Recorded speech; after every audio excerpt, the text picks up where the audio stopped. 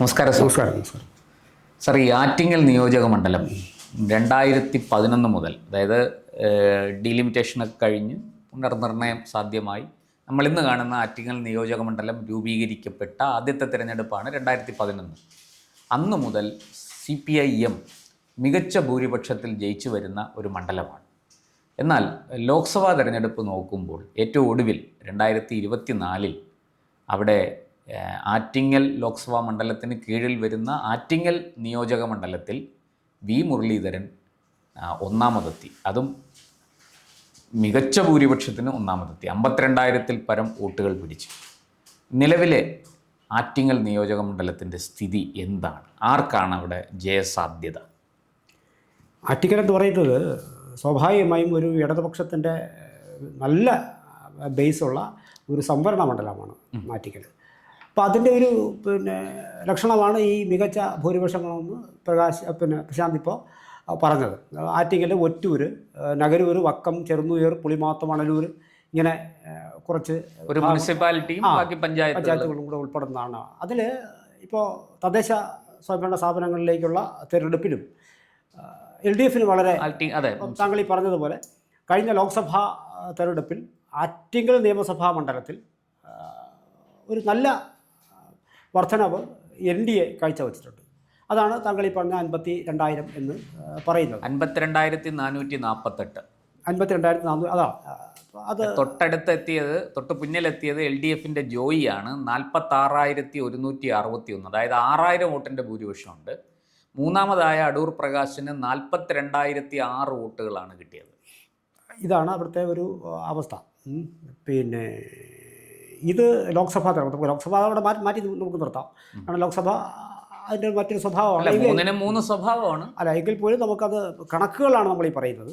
പക്ഷേ അതുകൊണ്ട് അങ്ങനെ ആയിരുന്നുവെങ്കിൽ ഈ ലോക്കൽ ബോഡിയിൽ സ്വാഭാവികമായിട്ട് ഇത്രയും വലിയൊരു വിജയം ഇടതുപക്ഷം നേടില്ലായിരുന്നു.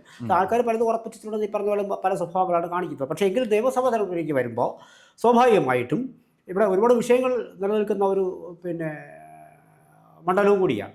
ഇടതുപക്ഷമാണ് വളരെ ഭൂരിപക്ഷം ജയിക്കുന്ന മണ്ഡലമാണ് ഒക്കെ പറഞ്ഞാൽ പോലും ഈ സംവരണവുമായി ബന്ധപ്പെട്ടിട്ടുള്ള വിഷയങ്ങളൊക്കെ ശരിക്ക് കത്തി നിൽക്കുന്ന ഒരു മണ്ഡലവും കൂടിയാണ് ആറ്റിങ്ങൽ.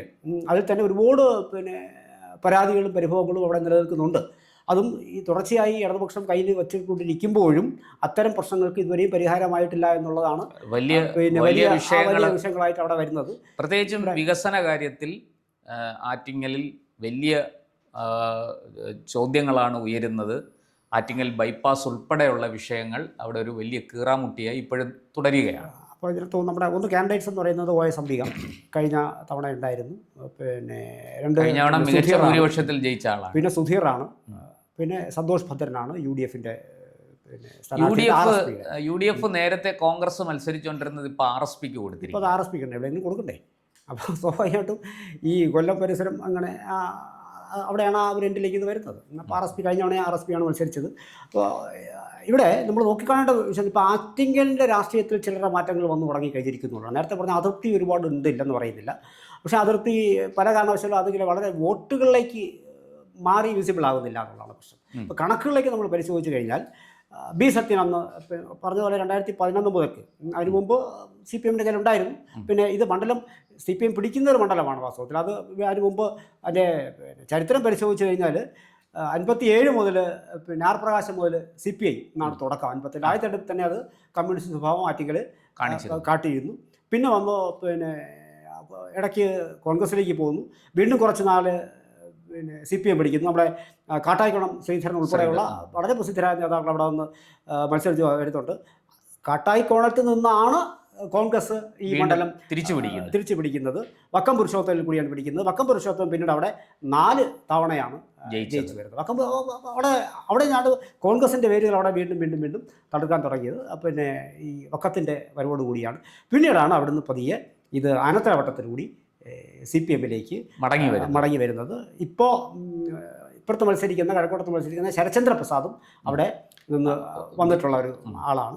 പിന്നെ വീണ്ടും ആനത്തലവട്ടം വരുന്നു, വക്കം പുരുഷത്വം വരുന്നു. ഇപ്പോൾ ഒടുവിൽ വന്നിരിക്കുന്ന സ്ഥിതി എന്ന് പറയുന്നത് വീണ്ടും പിന്നെ പന്ത് LDFിൻ്റെ കോട്ടിലേക്ക് തന്നെയാണ്. തുടർച്ചയായിട്ട് അവർ വിജയിച്ചുകൊണ്ടിരിക്കുന്നു, നല്ല ഭൂരിപക്ഷത്തിൽ തന്നെയാണ് വിജയിച്ചുകൊണ്ടിരിക്കുന്നു. ആ നല്ല ഭൂരിപക്ഷത്തിൽ വിജയിക്കുമ്പോഴും അവിടെ വളരെ കൃത്യമായി, അതായത് പാർട്ടിയിൽ കൂടുതൽ അധികം വിശ്വാസം അർപ്പിച്ച് ജീവിക്കുന്നത് കൊണ്ടാണ് ഒരുപാട് കാര്യങ്ങൾ അവർക്ക് അസന്തുഷ്ടി ഉണ്ട് എങ്കിലും വീണ്ടും വീണ്ടും ഇന്നല്ലെങ്കിൽ നാളെ ഇതിലെല്ലാം പരിഹാരം ഉണ്ടാകുമെന്നുള്ള രീതിയിൽ ആറ്റിങ്ങലിൽ ആൾക്കാർ ഇടതുപക്ഷ ചായ്വോടുകൂടി വോട്ടിടുന്നത്. അതിൻ്റെ പ്രതിഫലനങ്ങളാണ് ഇതിനകത്ത് കാണുന്നത്.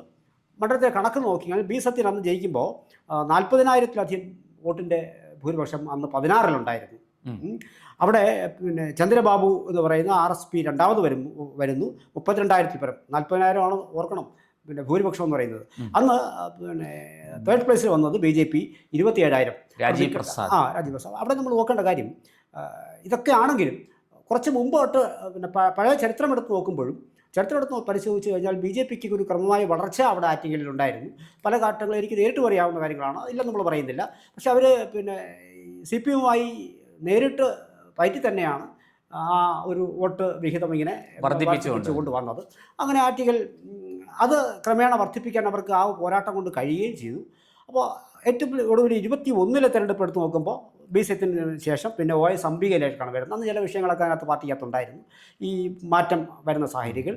പക്ഷേ 40,000 എന്ന് പറയുന്ന ഭൂരിപക്ഷം ഈ അന്ന് 2 ലക്ഷത്തിൽ താഴെ മൊത്തം വോട്ടേഴ്സ് ഉള്ള സമയത്താണ് സത്യം 40,000 പിടിക്കുന്നത്.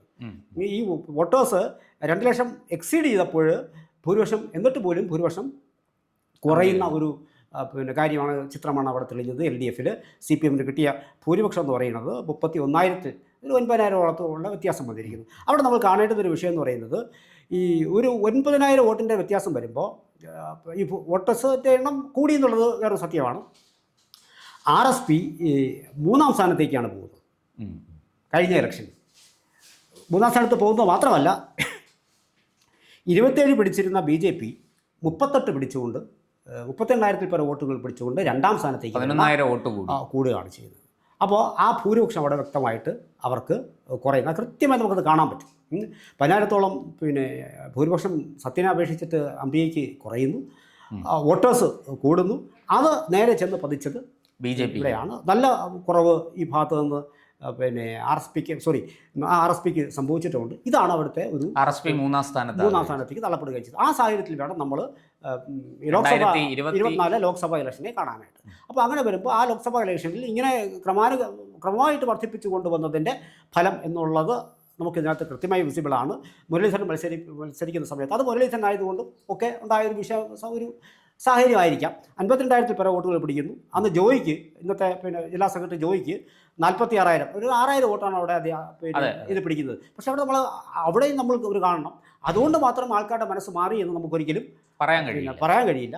നേരെ തിരിച്ച് അത് പഞ്ചായത്തിലേക്ക് വരുമ്പോൾ, തദ്ദേശ സ്വയംഭരണ സ്ഥാപനങ്ങളുടെ തെരഞ്ഞെടുപ്പിലേക്ക് വരുമ്പോഴത്തേക്കും അത് ഒരു ഷിഫ്റ്റ് വന്നിട്ട് അത് LDFിനാണ് അത് അനുകൂലമായി വന്നത്. ഞാൻ നേരത്തെ പറഞ്ഞതുപോലെ ആ സമയത്ത് മണമ്പൂർ പഞ്ചായത്ത് മാത്രമാണ് UDFിൻ്റെ കയ്യിൽ കിട്ടിയത്. അത് തന്നെ ഒരു LDF വിമതൻ്റെ സഹായത്തോടു കൂടി നെറുക്കെടുപ്പിലൂടെയാണ് അത് സാധ്യമായത്. പറഞ്ഞു വരുന്നത് ഏതാണ്ട് ഇതൊക്കെ ആണെങ്കിൽ കൂടിയും ഒരു വലിയ ഒരു പിന്നെ ഭരണവിരുദ്ധ വികാരം, എന്ന് സോക്കോൾഡ് ഭരണവിരുദ്ധ വികാരം ഉണ്ട് എങ്കിൽ ഉണ്ട്. ആൾക്കാരുടെ അതിർത്തി നേരത്തെയും ഉണ്ടായിരിക്കുന്നു. സ്വഭാവത്തിലേക്ക് ചെറിയ മാറ്റം, വോട്ടുകളിൽ കൂടി ഒരു ചാഞ്ചാട്ടം നമ്മൾ ഈ കണ്ട ഇലക്ഷനിലെല്ലാം കാണുന്നുണ്ട്. അപ്പോൾ ഈ സാഹചര്യത്തിൽ OS അംബികയ്ക്ക് ഏതളവിൽ പിടിച്ചു നിൽക്കാൻ കഴിയും എന്നുള്ളതാണ്. അപ്പോൾ ഈ പാർട്ടി ഭരിക്കുമ്പോഴും അവർക്ക് ഒരുപാട് കാര്യങ്ങൾ അവിടെ ചെയ്യാൻ കഴിയുന്നില്ല. ആൾക്കാർ അതിർത്തരാണ്, ഒരു സംവരണ മണ്ഡലമാണ്, അവർക്ക് അനുകൂലമായ ഒരുപാട് കാര്യങ്ങൾ വാസ്തവത്തിൽ മണ്ഡലത്തിൽ ചെയ്യേണ്ടിരുന്നതാണ്. ഒരുപാട് ഗതാഗതവുമായി ബന്ധപ്പെട്ട വിഷയങ്ങളുണ്ട്,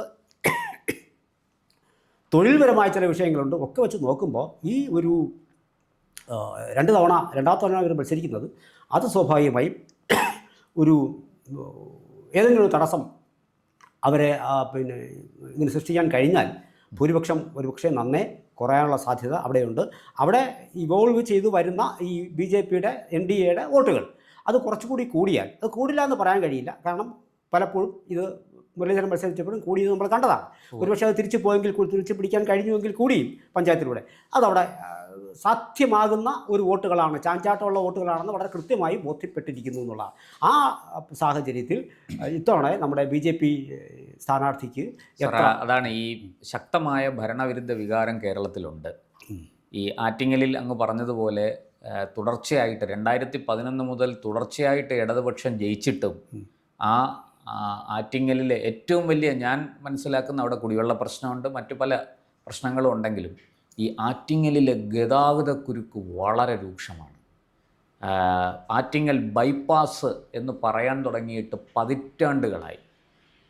ഇപ്പോൾ ബൈപ്പാസിൻ്റെ നിർമ്മാണ പ്രവർത്തനങ്ങളൊക്കെ ഏതാണ്ട് വീണ്ടും ആരംഭിക്കുകയും ഇടയ്ക്ക് മുടങ്ങുകയും വീണ്ടും ആരംഭിക്കുകയും അങ്ങനെ പൊയ്ക്കൊണ്ടിരിക്കുകയാണ്. ഇപ്പോൾ അത് പണി നടക്കുന്നുണ്ട്, കേന്ദ്ര ഫണ്ടൊക്കെ ഉപയോഗിക്കുന്നുണ്ട് എന്ന് പറയുന്നു. എനിക്കറിയില്ല അതിനെക്കുറിച്ച് കൃത്യമായിട്ട്.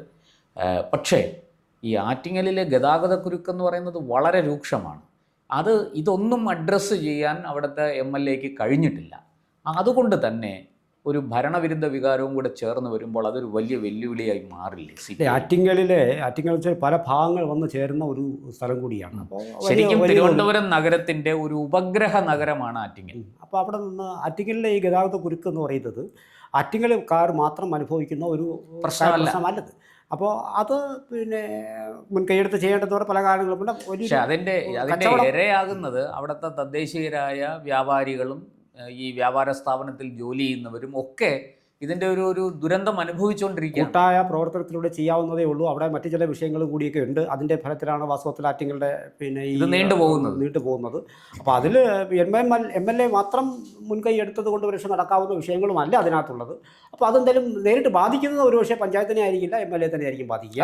അപ്പോൾ അതായിരിക്കും അവിടെ സംഭവിക്കാൻ പോകുന്നത്. ഇവിടെ രണ്ട് കാര്യങ്ങളാണ് നമുക്ക് എടുത്തു പറയാനുള്ളത്.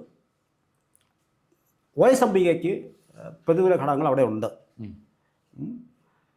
പക്ഷേ OS അംബികയ്ക്ക് ഏറ്റവും വലിയ വെല്ലുവിളി ഉയർത്തുന്നത് BJP ആണോ UDF ആണോ? അതാണ് ഞാൻ പറഞ്ഞു വന്നത്. ഇപ്പോൾ അതിനകത്തൊരു പ്രശ്നം എന്ന് പറഞ്ഞാൽ OS അംബികയ്ക്ക് വലിയ പിന്നെ ബുദ്ധിമുട്ടുകളുണ്ട്. ഒരിക്കൽ RSP പിന്നെ ഒരിക്കലല്ല തൊട്ട് മുമ്പ് RSP മൂന്നാമത് പോയതാണ്. പക്ഷേ BJP നോക്കിക്കഴിഞ്ഞാൽ മൂന്നാമത് വന്ന BJP തൊട്ടത് രണ്ടാമത് സ്ഥാനത്തേക്ക് കഴിഞ്ഞ 21 വന്ന് കയറി കൃത്യമായ ഒരു ഗ്രാഫ് കൊണ്ടുവരുന്നു. അത് ലോക്സഭാ ഇലക്ഷൻ വരെ അത് കീപ്പ് ചെയ്യാൻ അവർക്ക് സാധിച്ചെന്നുള്ളതാണ്. അതേ ടെമ്പോയിൽ മുന്നോട്ട് പോയാൽ നിയമസഭയിലേക്കും വരികയാണെങ്കിൽ അതിന് ആൾക്കാരുടെ മനസ്സിലിരിപ്പാണ്, നമുക്കറിയാൻ കഴിയില്ല.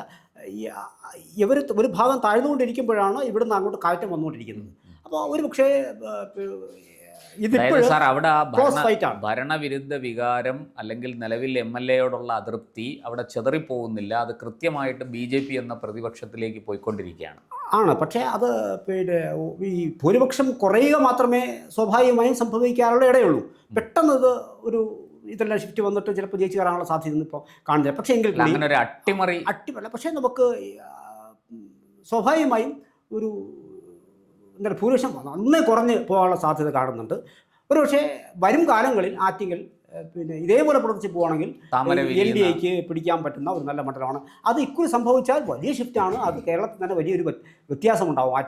ആറ്റിങ്ങൽ പിടിക്കാൻ കഴിയണമെങ്കിൽ കേരളത്തിൽ ഒരു BJP അനുകൂല തരംഗം ഉണ്ടാകണം. അങ്ങനെ ഒരു തരംഗം ഉണ്ടായാൽ നമുക്ക് ആറ്റിങ്ങലിലും തരംഗം ഇല്ലാത്തപ്പോഴാണ് വാസ്തവത്തിൽ ഇതെല്ലാം പിടിച്ചുകൊണ്ടിരിക്കുന്നത്. 2-3-2 വരുന്നു, ലോക്സഭാ ഇലക്ഷൻ ഇങ്ങനെ പിടിക്കുന്നു.